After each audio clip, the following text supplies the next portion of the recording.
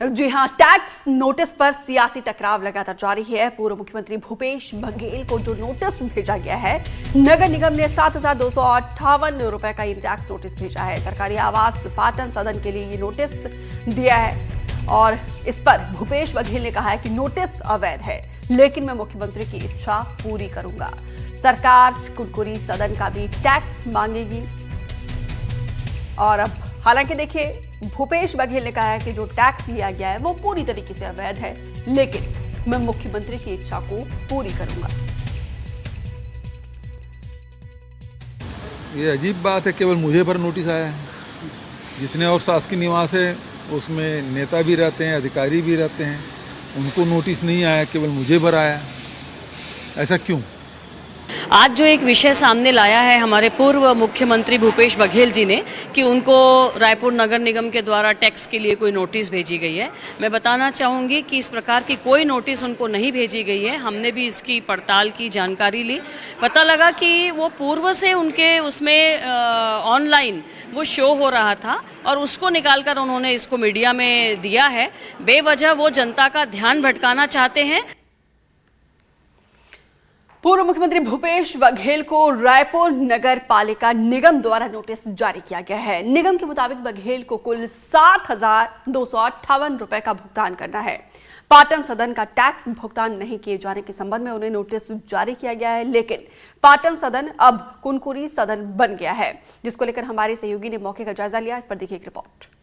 छत्तीसगढ़ की राजधानी रायपुर का ये कुनकुरी निवास, कुनकुरी सदन जो सरकारी आवास है, ये चर्चा का विषय बना हुआ है। चर्चा इस बात को लेकर है कि जो कुनकुरी सदन है अभी, वो 2 साल पहले करीब दिसंबर 2023 तक पाटन सदन हुआ करता था और ये मुख्यमंत्री, उस समय के तत्कालीन मुख्यमंत्री भूपेश बघेल के नाम पर वहाँ के क्षेत्र वासियों के लिए अलॉट था।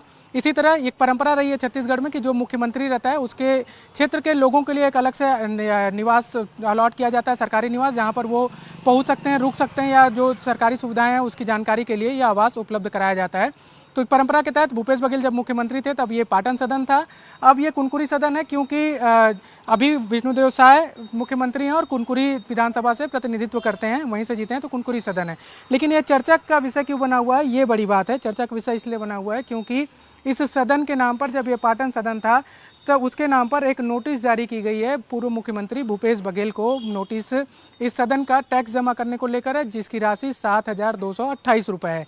7,228 रुपये टैक्स जमा करने को लेकर पूर्व मुख्यमंत्री भूपेश बघेल के नाम पर एक नोटिस जारी की गई है, जो नगर निगम रायपुर द्वारा जारी की गई है। कहा यह जा रहा है कि भूपेश बघेल ने सोशल मीडिया पर पोस्ट करते हुए ये लिखा है कि ये नोटिस एक अपने आप में अवैध है, क्योंकि सरकारी आवास जो अलॉट किया जाता है उसमें जो व्यवस्थाएं होती हैं जमा करने की, टैक्स या फिर जो भी शुल्क होते हैं, वो सरकार के जो संबंधित विभाग होते हैं उनके द्वारा होता है। फिर भी भूपेश बघेल का ये कहना है कि फिर भी अगर मुख्यमंत्री की इच्छा है कि उसका पैसा मैं जमा करूं, तो मैं उनकी इच्छा पूरा करते हुए ये राशि जमा करवा दूंगा और अभी कुनकुरी सदन के नाम पर भी जो टैक्सेस आएंगे वो भी मैं जमा करवा दूंगा, ऐसा पूर्व मुख्यमंत्री का कहना है।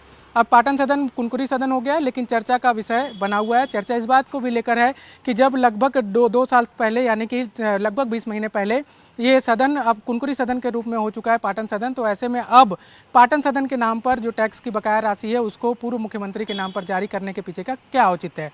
हालांकि इस मामले में अपने अपने तर्क हैं, अपनी अपनी बातें रखी जा रही हैं, लेकिन कांग्रेस इसको लेकर हमलावर है।